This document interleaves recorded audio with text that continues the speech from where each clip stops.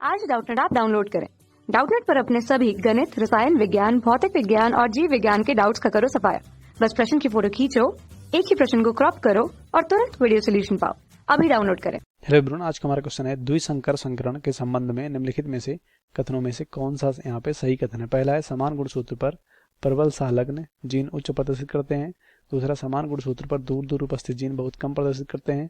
चौथा, समान गुणसूत्र पर ढीले रूप से संलग्न जीन प्रबल संलग्न जीनों के समान प्रदर्शित करते हैं। चौथा है समान गुणसूत्र पर उपस्थित प्रबल संलग्न जीन बहुत कम प्रदर्शित करते हैं। तो देखते हैं कौन सा ऑप्शन सही है।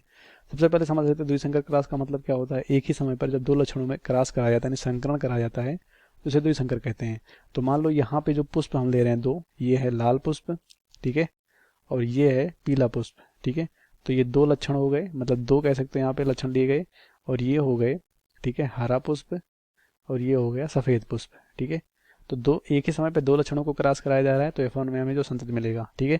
इस तरह के संकरण को हम कहते हैं द्विसंकर संकरण, ठीक है, जिसे आपने देखा था मेंडल ने दिया था स्वतंत्र अभिहवन का नियम, ठीक है, स्वतंत्र, ठीक है। यहाँ पे कौन सा नियम था? स्वतंत्र, मतलब जो दो विपरीत लक्षणों में, ठीक है, आपस में, ठीक है, क्रॉस कराया जाए तो जो यहाँ पे संतत मिलते हैं यानी युग्मक मिलते हैं वो अलग अलग अपना प्रभाव दिखाते हैं, ठीक है, अपव्यूहन, ठीक है, ये उन्होंने बताया था इसमें। तो यहाँ पर कह रहे हैं समान गुणसूत्र पर प्रबल जो संलग्न जीन है वो उच्च प्रदर्शित करेंगे। तो जो एक ही गुणसूत्र यानी समजात गुणसूत्र पर जो जीन होंगे जो माता पिता से हमें मिलेंगे, ठीक है, अगर इनमें जो लोकस जो इन जीनों का समान होगा और ये संलग्न होंगे, मतलब ये एक दूसरे के साथ एक पीढ़ी से दूसरी पीढ़ी में जाएंगे, ठीक है। संलग्न जीन का मतलब यही है कि जो समान लोकस पे हों और एक साथ दूसरी पीढ़ी में साथ साथ जाएं। तो जब ये संलग्न होंगे तो स्वतंत्र अभिहवन नियम सो ही नहीं करेंगे, यानी द्विसंकर संकरण से ये कथन गलत है, ठीक है, क्योंकि द्विसंकर संकरण का मतलब ये होता है कि अपना अलग अलग प्रभाव दिखाएंगे। तो ये नियम तो हमारा वैसे ही गलत हो जाएगा, ठीक है, क्योंकि ये संलग्न हो जाएंगे तो ये गलत हो जाएगा, ठीक है। दूसरा है समान गुणसूत्र पर दूर दूर स्थित, ठीक है, उपस्थित जीन बहुत कम प्रदर्शित होंगे। तो यहाँ पे जो समान गुणसूत्र पर जो दूर दूर उपस्थित जीन बहुत कम प्रदर्शित करेंगे इसका कोई मतलब नहीं है, क्योंकि यहाँ पे जो गुणसूत्र पे जीन होते हैं वो लगभग, ठीक है, उनके बीच में दूरी कह सकते हो, यहाँ पे लगभग वो कह सकते हो एक दूसरे के यहाँ पे समान लोकस पे उपस्थित होते हैं और दूरी उनके बीच की बहुत कम होती है, ठीक है। तो ये द्विसंकर संकर से मतलब नहीं, गलत हो जाएगा, ठीक है। तीसरा, समान गुणसूत्र पर ढीले रूप से संलग्न, ठीक है, जीन तथा प्रबल रूप से संलग्न जीनों के समान होते हैं, ठीक है।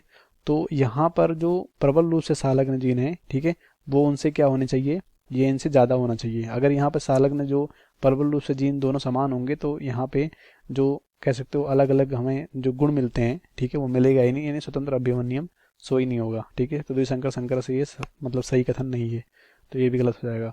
और चौथा है समान गुणसूत्र पर उपस्थित प्रबल संलग्न जीन बहुत कम प्रदर्शित करेंगे। तो ये जब प्रबल रूप से संलग्न जीन बहुत कम होंगे तो ये जो जीन होंगे, ठीक है, वो जनक से संतति में जाएंगे और अपना अलग अलग अपना प्रभाव युग्मक जो होते हैं वो दिखाएंगे, ठीक है। तो यही स्वतंत्र अभिहवन नियम इस पर लागू हो जाएगा और द्विसंकर संकरण में सही कथन है ये, ठीक है। तो ये राइट हो जाएगा, बाकी फर्स्ट सेकंड थर्ड गलत हो जाएगा। कक्षा 6 से 12वीं से लेकर नीट, IIT, JEE वो एडवांस के लेवल तक 1 करोड़ से ज्यादा छात्रों का भरोसा।